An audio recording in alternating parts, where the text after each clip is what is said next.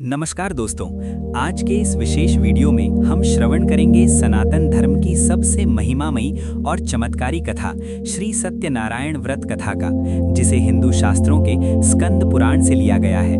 क्या आप जानते हैं कि हमारे जीवन में आने वाली दरिद्रता, मानसिक अशांति और कार्यों में आने वाली बाधाओं का सबसे सरल समाधान स्वयं भगवान विष्णु ने नारद जी को बताया था। इस कथा का अर्थ केवल एक धार्मिक कहानी सुनाना नहीं है, बल्कि इसका नाम ही इसकी शक्ति को दर्शाता है, जहां सत्य ही साक्षात नारायण है। आज के इस दौर में जहां हम तनाव और असुरक्षा से घिरे हैं, ये कथा हमें सिखाती है कि कैसे एक साधारण लकड़हारा, एक निर्धन ब्राह्मण और एक राजा ने केवल सत्य के संकल्प से अपना भाग्य बदल लिया। इस वीडियो में हम न केवल इस प्राचीन कथा के 5 अध्यायों को विस्तार से जानेंगे, बल्कि ये भी समझेंगे कि कैसे सत्य की शक्ति आज भी हमारे आधुनिक जीवन में चमत्कार कर सकती है। तो आइए पूर्ण श्रद्धा के साथ भक्ति के इस सफर में जुड़िए और अंत तक बने रहिए, क्योंकि इस कथा के श्रवण मात्र से आपके घर में सुख, समृद्धि और सकारात्मक ऊर्जा का संचार होने वाला है। ओम नमो भगवते वासुदेवाय।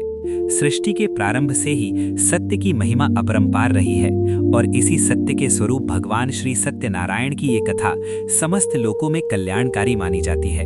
नैमिषारण्य के पावन क्षेत्र में जब 88,000 ऋषियों ने सूत जी महाराज को घेर कर ये प्रार्थना की कि हे महामुनि, इस कलयुग के क्रूर समय में जब मनुष्य का मन चंचल होगा, उसकी आयु क्षीण होगी और वो अनेक प्रकार के संतापों से घिरा होगा, तब ऐसा कौन सा साधन है जो उसे बिना कठिन तपस्या के ही परम पद तक पहुंचा सके।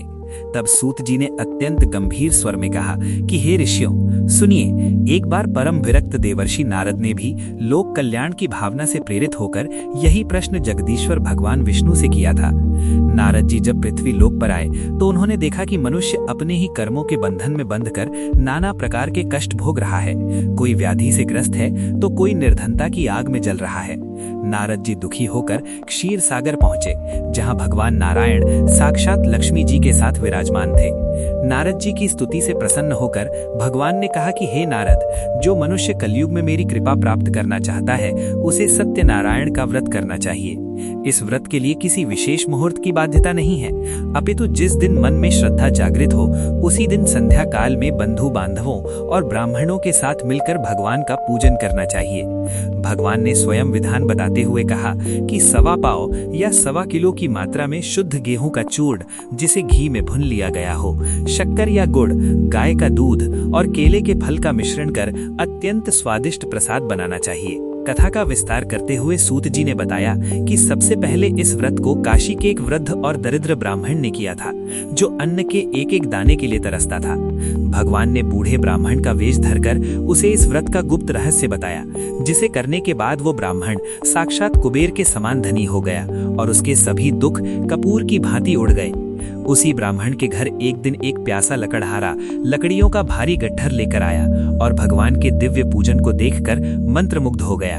उसने श्रद्धा से प्रसाद लिया और मन में दृढ़ संकल्प किया कि आज लकड़ियां बेचने से जो भी धन प्राप्त होगा, वो उसे भगवान के चरणों में अर्पित कर देगा। भगवान की लीला से उस दिन उसे लकड़ियों का अप्रत्याशित मूल्य मिला, जिससे उसने भव्य पूजन किया और अंततः वो राजा के समान सुखी होकर वैकुंठ को सिधारा। कथा के अगले खंड में राजा उल्कामुख और साधु नामक वैश्य का प्रसंग आता है। साधु वैश्य ने संतान की तीव्र लालसा में भगवान से मन्नत मांगी थी कि यदि उसके घर संतान हुई तो वो 1.25 लाख की पूजा करेगा। समय आने पर उसकी पत्नी लीलावती ने एक अत्यंत रूपवती कन्या को जन्म दिया, जिसका नाम कलावती रखा गया। किंतु धन के लोभ और व्यापार की व्यस्तता में वो वैश्य अपना वचन भूल गया। भगवान ने उसे सचेत करने के लिए लीला रची। जब वो वैश्य अपने दामाद के साथ रत्नपुर के राजा चंद्रकेतु के राज्य में व्यापार कर रहा था, तब राजा के राजकोष में चोरी हुई और चोरों ने सारा धन वैश्य की नौका में छिपा दिया। राजा के सैनिकों ने बिना सोचे समझे वैश्य और उसके दामाद को बेड़ियों में जकड़कर अंधेरे कारागार में डाल दिया। पीछे से उसकी पत्नी और पुत्री भी दरिद्रता के दलदल में धंस गईं। एक दिन भूख से व्याकुल कलावती ने एक ब्राह्मण के घर सत्यनारायण की कथा सुनी और प्रसाद लेकर घर लौटी। जब उसकी माता लीलावती को अपनी पुरानी भूल का आभास हुआ तो उसने तुरंत भगवान से क्षमा मांगी और संकल्प लिया। उसी रात भगवान ने राजा चंद्रकेतु को स्वप्न में दर्शन देकर दोनों वैश्यों को छोड़ने का आदेश दिया। कारावास से मुक्त होने के बाद जब वैश्य अपनी नौका लेकर समुद्र मार्ग से चला, तब भगवान ने एक दंडी स्वामी का वेश धारण कर उसकी परीक्षा ली। वैश्य ने अभिमान में आकर कह दिया कि मेरी नाव में केवल घास और लता पत्ते भरे हैं। भगवान ने कहा सत्य हो जाए, और क्षण भर में सारी स्वर्ण मुद्राएं घास में बदल गईं। जब वैश्य को अपनी तुच्छता और भगवान की विराट शक्ति का बोध हुआ तो वो उनके चरणों में गिरकर जार जार रोने लगा। भगवान ने उसे सिखाया कि सत्य से बड़ा कोई धर्म नहीं है। अंततः राजा तुंगध्वज की कथा आती है, जिन्होंने वन में चरवाहों द्वारा अत्यंत प्रेम से दिए गए प्रसाद का निरादर किया था। इस अहंकार के कारण उनके 100 पुत्रों का वध हो गया और उनका विशाल साम्राज्य शत्रुओं ने छीन लिया। जब राजा को अपनी भूल का पश्चाताप हुआ तो वे नंगे पैर उन्हीं ग्वालों के पास पहुंचे और उनके साथ जमीन पर बैठकर मिट्टी के मंदिर में भगवान का पूजन किया। उनकी इस दीनता और भक्ति से प्रसन्न होकर भगवान ने उन्हें पुनः जीवन, धन और संतान सुख प्रदान किया। ये कथा केवल एक कहानी नहीं, बल्कि जीवन का सार है कि सत्य के मार्ग पर चलने वाला व्यक्ति चाहे कितनी ही बाधाओं से क्यों न घिरे, अंत में विजय उसी की होती है। जो मनुष्य इस कथा को अत्यंत विस्तार से सुनता है या पढ़ता है, उसके पितर तृप्त होते हैं, उसके घर में लक्ष्मी का वास होता है और वो समस्त सांसारिक सुखों को भोग कर अंत में उस परम पद को प्राप्त करता है जहां से फिर लौटना नहीं पड़ता। सत्य ही ईश्वर है और ईश्वर ही सत्य है, यही इस महापुराण का शाश्वत संदेश है। तो दोस्तों, ये थी भगवान श्री सत्यनारायण की वो पावन कथा जो हमें सिखाती है कि सत्य के मार्ग पर चलने वाला व्यक्ति कभी पराजित नहीं होता और ईश्वर की कृपा पाने के लिए केवल शुद्ध मन और सच्ची श्रद्धा की आवश्यकता होती है। उम्मीद है कि इस कथा के श्रवण से आपके मन को शांति मिली होगी और आपके जीवन में सकारात्मक ऊर्जा का संचार हुआ होगा।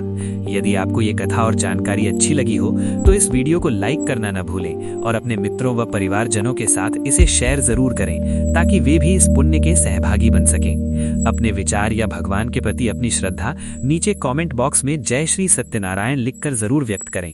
अगर आप हमारे चैनल पर नए हैं तो ऐसी ही धार्मिक, आध्यात्मिक और ज्ञानवर्धक कहानियों के लिए चैनल को सब्सक्राइब करके बेल आइकन जरूर दबाएं, ताकि भविष्य में आने वाली किसी भी पावन कथा का आनंद आप सबसे पहले उठा सकें।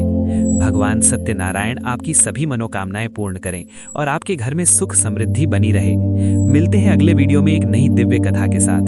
तब तक के लिए प्रेम से बोलिए भगवान श्री सत्यनारायण की जय।